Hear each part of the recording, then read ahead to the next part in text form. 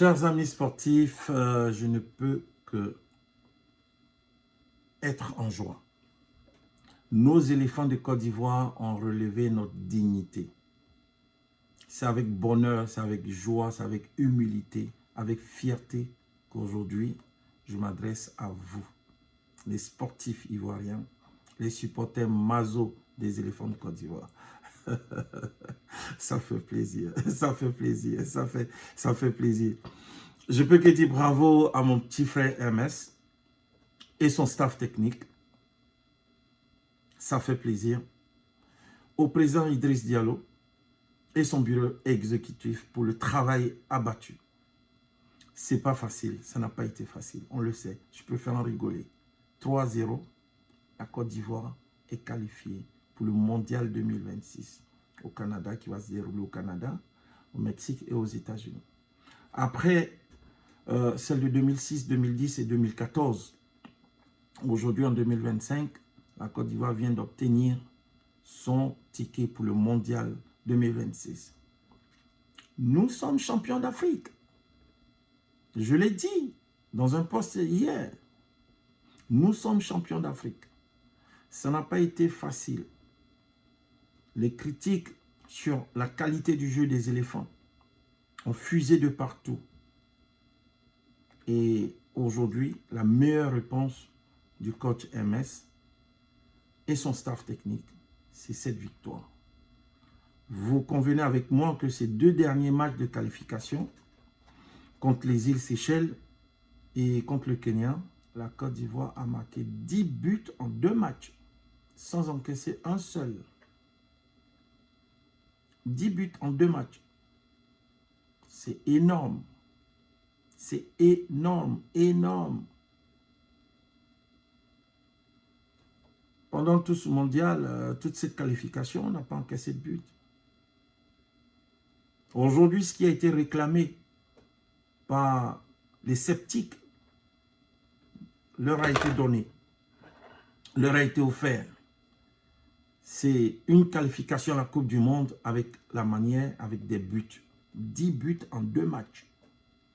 Les gars, on ne peut que être fiers de notre équipe nationale. C'est vrai que les critiques font partie du game, comme on le dit.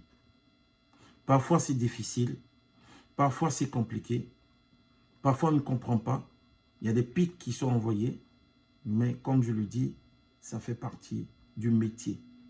Et le coach a su encaisser les coups, garder son calme pour donner une réponse aujourd'hui à la nation ivoirienne. Ce n'est pas une revanche, c'est plutôt l'aboutissement de ses qualités qu'il a aujourd'hui montré aux yeux de tous les Ivoiriens par cette qualification à la Coupe du Monde 2026. Le président Idriss a été aussi sujet de beaucoup de critiques, mais il est resté serein. Il a gardé sa confiance à son staff, à son sélectionneur, qui a été le sujet de beaucoup d'attaques. Mais on n'est pas à l'heure des règlements de compte. On est plutôt à l'heure de la joie et de la fraternité. À l'aube des élections présidentielles qui vont se dérouler bientôt, nous exhortons nos frères à garder le calme, la fraternité et l'union. Aujourd'hui, nous sommes qualifiés pour la Coupe du Monde 2026, qui va se dérouler l'année prochaine. Nous avons fait notre part du côté de la diaspora. Nous avons initié un gala de football le dimanche 12 octobre ici en Alsace pour promouvoir la paix et la cohésion sociale. Nous profitons de l'occasion aussi pour dire merci au ministre de la Santé et de la couverture universelle, M. Pierre Ngou Dimba, qui nous a apporté son soutien, à la structure à l'organisme de transfert d'argent Juba Express, voilà, qui nous ont apporté leur soutien, qui ont soutenu cette initiative de paix, de promotion de la cohésion sociale. Hier, il y avait du monde au stade Félix Houphouët-Boigny. Pardon, au stade Ouattara Alassane de Bimpe.